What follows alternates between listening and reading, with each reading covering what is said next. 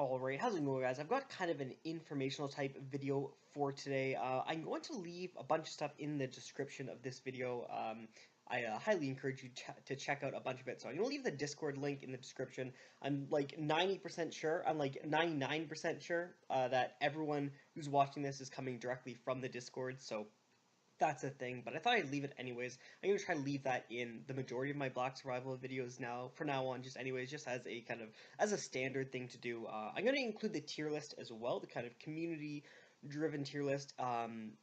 It's not up to date of the latest patch with Adriana and all the changes, because there's a lot of changes, and yeah, there's a lot of changes that went on, so it's not completely up to date for that, but I'm going to leave that in the description as well, because I'm going to be referring to that, I believe, a couple of times in this video.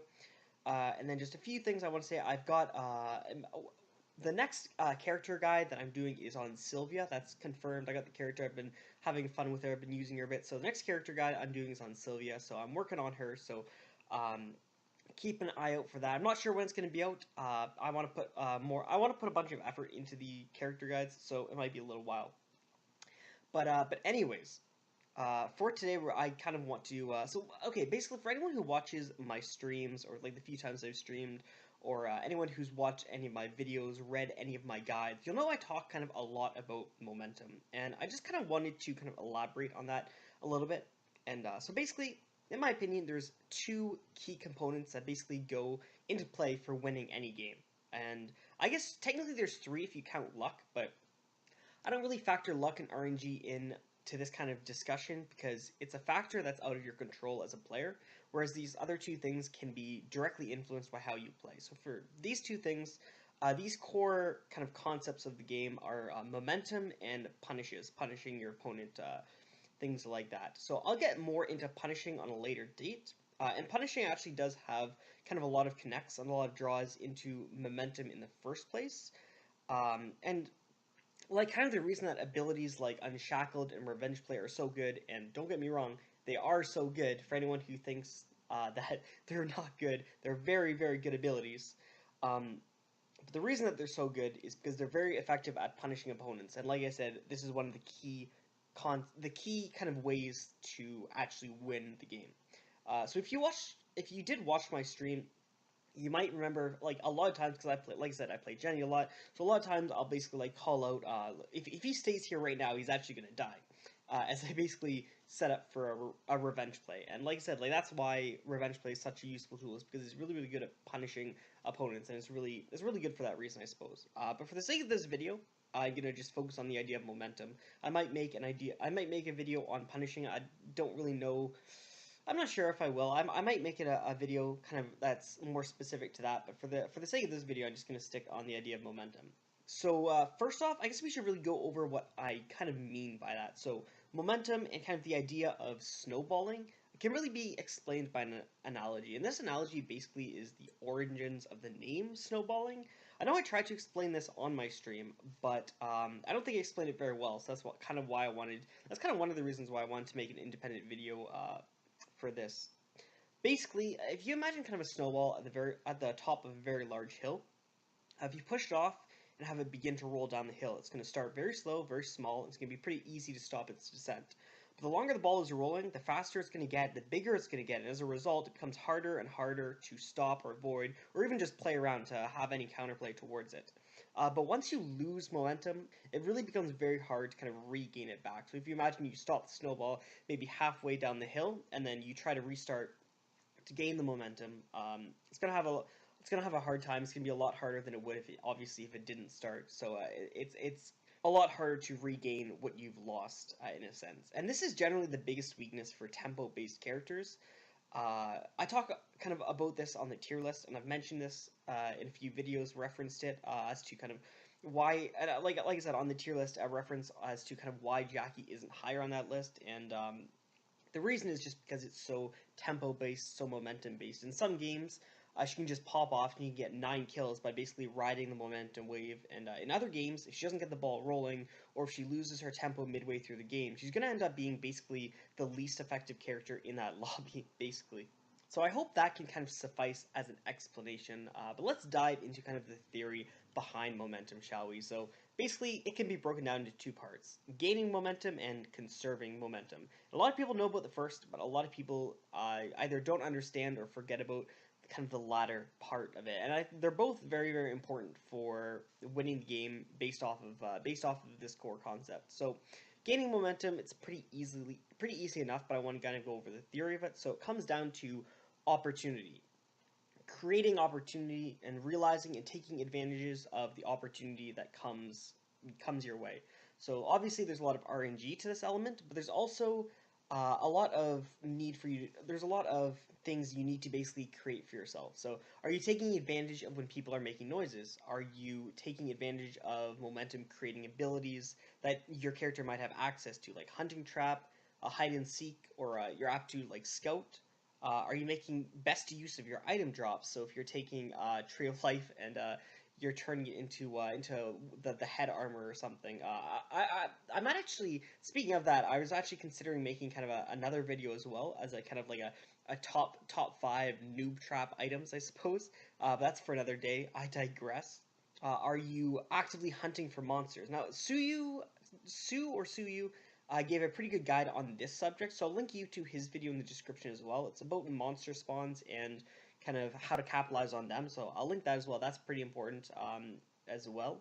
But all these things come down to opportunity, and how effective you are as a player basically relies on how well you can identify and how well you can take advantage of these given opportunities. Everyone gets opportunity in the game, but not everyone is going to be capitalizing on them, and if you want to do well as a player, you have to be able to capitalize on these opportunities. So to some extent, I think we all basically understand some of that. Like I said, to some extent, it's usually just chalked up as basically playing offensively. It's not usually kind of spelled out like that, but I think it's important to kind of spell it out like that. But I see a lot of players kind of overexerting themselves in the early game, gaining a ton of mastery, a ton of levels, a ton of momentum, and then not being able to sustain that tempo, and ultimately ending up worse off than they would have been if they hadn't gained that advantage in the very first place. So creating momentum is good. It's all nice. It's all fine and dandy, but sustaining momentum is incredibly important. And the key concept to basically sustaining your momentum is resource management. At the end of the day, the second you put yourself into catch-up mode, is basically you've lost any sort of advantage that you gained early game by playing aggressively.